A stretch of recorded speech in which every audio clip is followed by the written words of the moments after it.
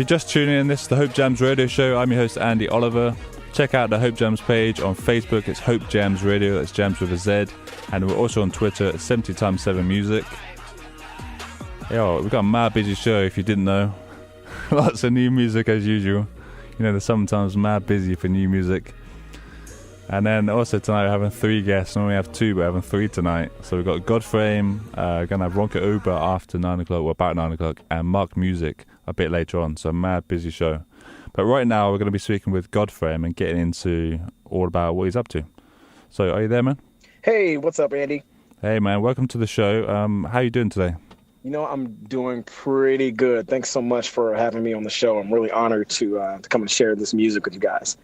Yeah, definitely, man. It's a good time to speak to you because this is the first time you've been on the show, and so it's obviously your debut. It's an absolute pleasure to speak with you.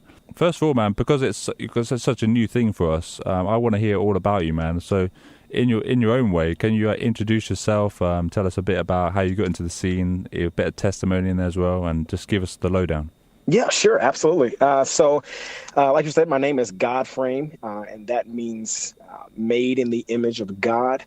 I am an artist, I'm a producer, I'm a youth speaker, and I've just kind of been involved with music in one way or another since I was very, very young. I've heard stories from my mom about, me being a toddler and, pulling the pots and pans out of the kitchen and banging on them and turning them into a drum set. And, it was just kind of always in me, I think. Then I got a little older and learned to play the piano and the keyboard. And then later on the drums in my youth choir at my church. I grew up in a super small town. It was population about 9,000 people, a little town called Batesville, Arkansas. So there wasn't a whole lot to do in that community. You either put your hands on things that were not so healthy. So, the drugs, alcohol, things like that.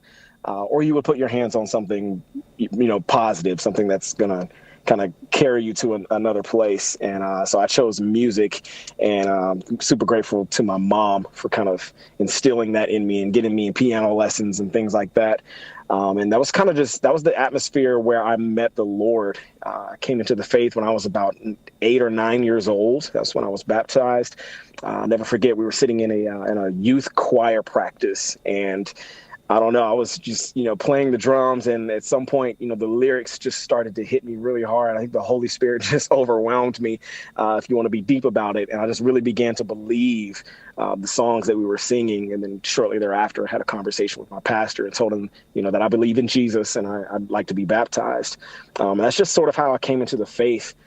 So, of course, getting older, getting to junior high school, college, life kind of hits you in those moments. And so I dealt with things like, being addicted to pornography for a greater span of my high school and college years. And, just getting into just different sorts of trouble and different sorts of vices. But that was the main thing. And, it was nothing but the power of God, of course, that freed me from that. And just realizing that I am his child, and he wasn't mad at me, or he didn't love me any less because I was dealing with this type of addiction. He loved me no matter what, because I was his. I was made in his image. And so that's kind of when I started, going by the name GodFrame, and started, to kind of make my lyrics and the music that I was making more about Christ and my relationship with him. And that's just kind of where we are now. I've been doing it, like I said, since I was a little kid, and I just love it. I love being able to share the hope of Jesus and the gospel through this music. That's really cool, man. That's a good thing that your mum got you into the music scene and, got you to do those lessons, I guess, and gave you something to work towards. So that's a great thing to hear. Yeah, man. So obviously I don't know so much about you myself, so I'm actually learning as I'm listening to you, man. But so with regards to your music then, would you say that it's mainly kind of based, obviously it's Christian, but is it based more towards like your focus is on like within the church system, like you're doing, like you said, you're a youth pastor, you had done that kind of stuff. So is your music more aimed to be within the church rather than going outside of it? It's kind of walks the fence, I think. There's definitely songs where, I'm uplifting, well, all of them I'm uplifting Jesus at some point, but, primarily or I guess I'll say 50-50. So one side, yes, you have the songs that are more for the youth groups, the turn up. Yes, we love God. We're all in this together. We love Jesus. But then you also have plenty of songs where I'm telling stories of brokenness, whether they're my stories or someone else's stories.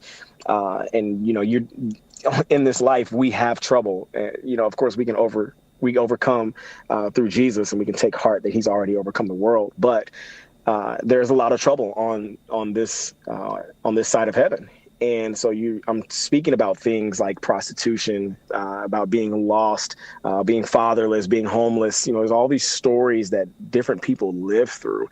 And I just want them to see through these stories that God is still here, and he still cares, and he still listens, and he still has our best interest at heart, even while we're going through a myriad of things. So kind of a long answer there, Andy, but I'd say it's about 50-50.